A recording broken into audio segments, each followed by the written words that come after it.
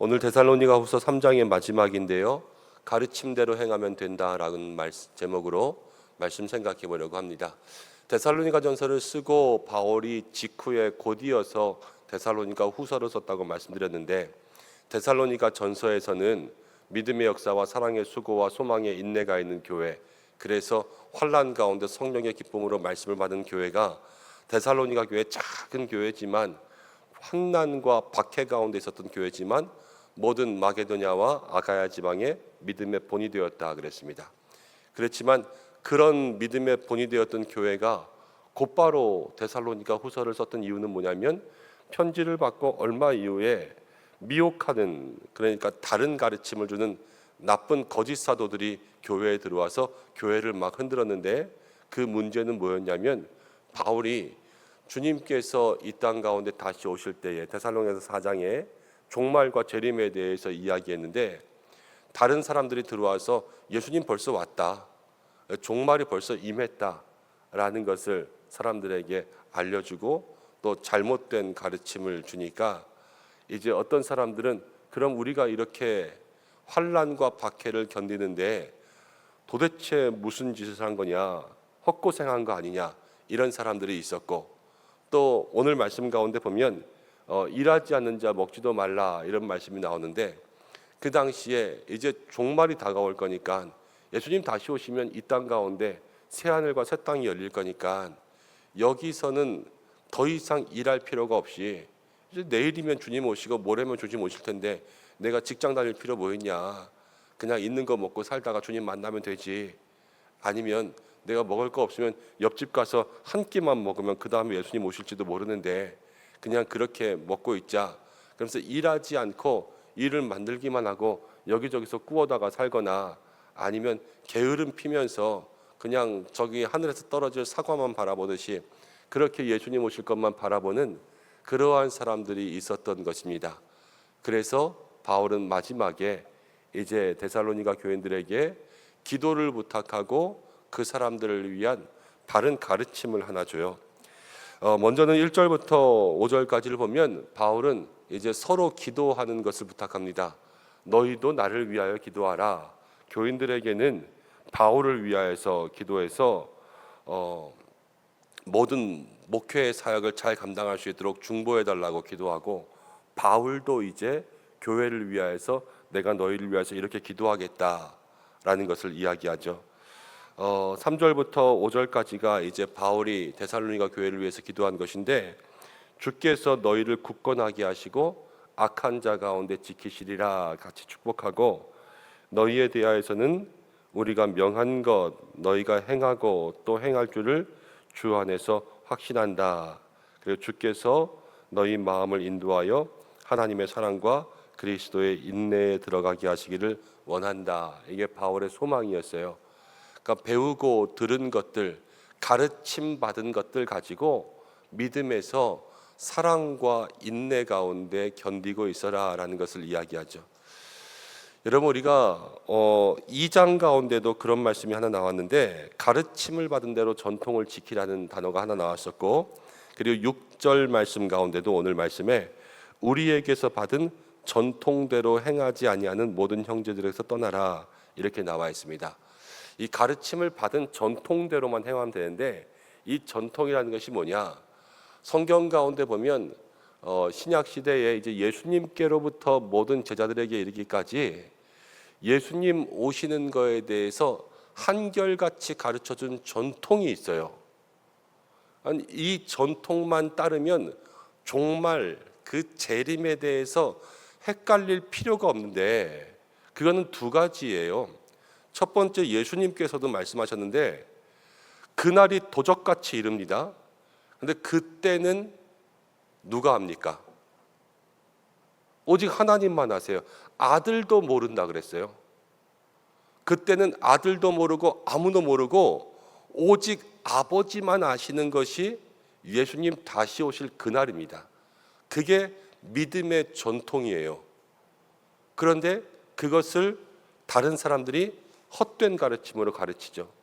가장 확실한 종말론, 이 땅 가운데 누가 얘기해도 반박할 수 없는 100% 확실한 종말론이 뭐냐면 그날은 아무도 모른다라는 거예요. 그날은 아무도 모른다.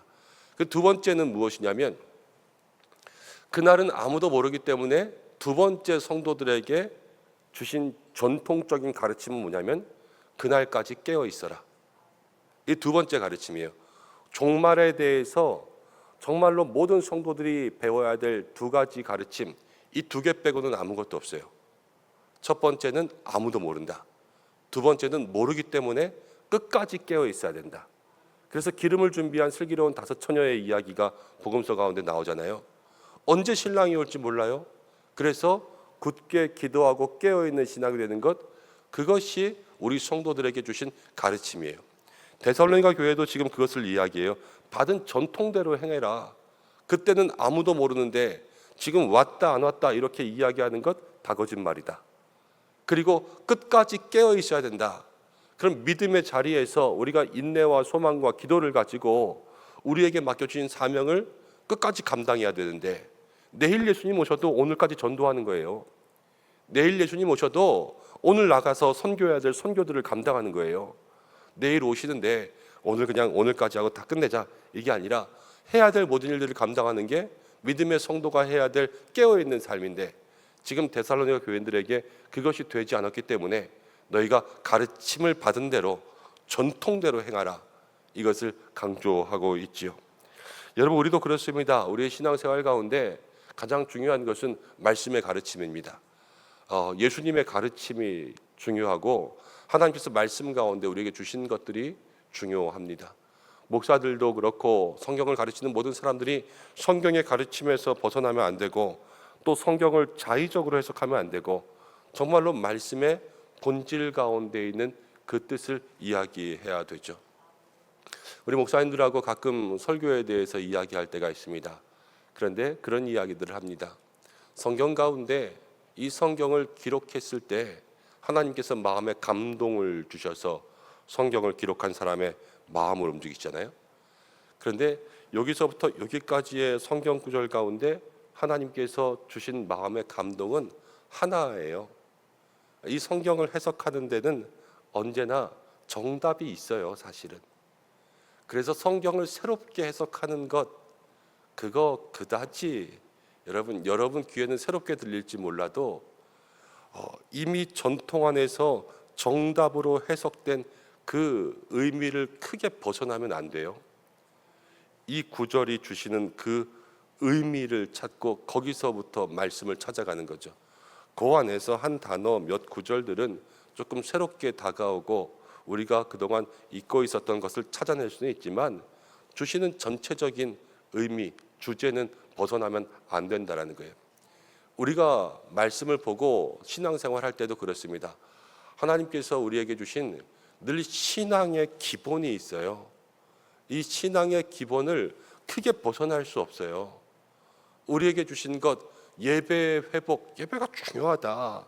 말씀과 기도와 찬양과 전도와 선교와 구제와 봉사와 헌신과 희생과 충성과 또 모든 사랑의 성령의 열매들로 우리가 살아가는 이 삶에서 여러분, 신앙생활이 막 크게 새로우고 뭐 남들이 하지 않은 거 해야지 이럴 게 아니에요.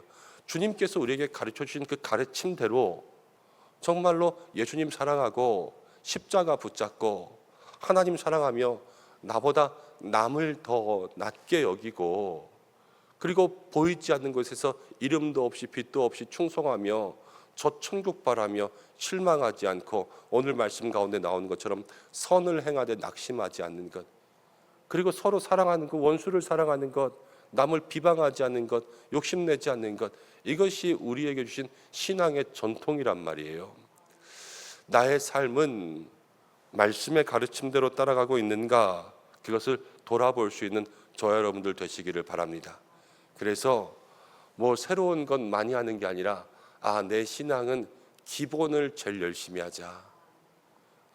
예수님께서 가르쳐 주신 기본을 제일 열심히 해서 가르침대로 살자. 이 마음 가지고 살아가시는 게 제일 중요하고요. 그러면 그때에 어떤 은혜를 주시냐? 16절 말씀 가운데 이렇게 나오는데, 평강의 주께서 친히 때마다 일마다 너희에게 평강을 주시고 주께서 너희 모든 사람과 함께 하시기를 원하노라 그랬는데, 우리가 말씀의 가르침대로 살아가면 평강의 주님께서 때마다 일마다 여러분들과 함께 하십니다. 그리고 지켜주시고 우리와 동행하여 주실 줄로 믿습니다. 오늘도 그 마음 가지고 그 은혜 누리며 나아갈 수 있는 저와 여러분들 되시기를 주님의 이름으로 축복합니다. 함께 기도하겠습니다. 하나님 아버지, 고맙고 감사합니다. 오늘도 주님 앞에 나왔습니다. 주여, 말씀대로 살기를 원합니다. 우리에게 주신 66권의 성경의 말씀, 예수님께서 우리에게 가르치신 말씀들, 주님의 제자들이, 사도들이 우리에게 전하여 준 모든 말씀들이 있는데, 주여, 그것이 우리의 신앙생활 가운데 지침이요 우리가 따라가야 될 삶의 법인 줄로 압니다. 하나님, 우리가 가르침 받은 대로 세상 가운데 흔들리지 아니하고 또 거짓된 가르침을 분별하기 위하여서 참 가르침에 집중할 수 있는 저희들이 될 수 있도록 인도하여 주시고, 말씀을 듣기만 하고 행하지 아니하여서 자기를 속이는 자 되지 않게 인도하여 주시고, 늘 주님의 귀한 가르침 마음에 새기며 가슴에 새기며 그것을 행하며 평강의 주님께서 때마다 일마다 우리와 함께 하시는 은혜를 누리며 살아갈 수 있는 믿음의 백성들 되게 하여 주옵소서. 말세의 세상은 성도를 넘어뜨리려고 유혹합니다. 온갖 거짓 가르침을 가지고 다가오고 달콤하게 귀에 속삭이며 사람들을 미혹하려고 하지만, 하나님, 천군과 천사로 우리를 지켜주시고 우리의 마음 가운데 오직 진리만 따라갈 수 있는 영적 분별이 있는 삶 되게 인도하여 주시고, 특별히 우리 은성교회가 하나님을 더욱더 사랑하고 서로 사랑하기를 내 몸처럼 사랑할 수 있는 교회가 될 수 있도록 인도하여 주셔서 마지막 때에 끝까지 주님께 칭찬받는 교회와 성도들 되게 하여 주시옵소서. 오늘도 하루의 삶을 주님 앞에 올려드리며 기도합니다. 모든 기도마다 응답하시고 가정과 일터를 축복하시며 교회와 금요기도회 주일 예배까지 모든 예배마다 함께하여 주시옵고, 나라와 민족 가운데 함께하시며 크고 작은 사고와 사건 가운데 하나님 회복을 이 땅에 허락하여 주시고 저 북한 땅을 붙들어 주시옵소서. 예수님의 이름으로 기도드립니다. 아멘.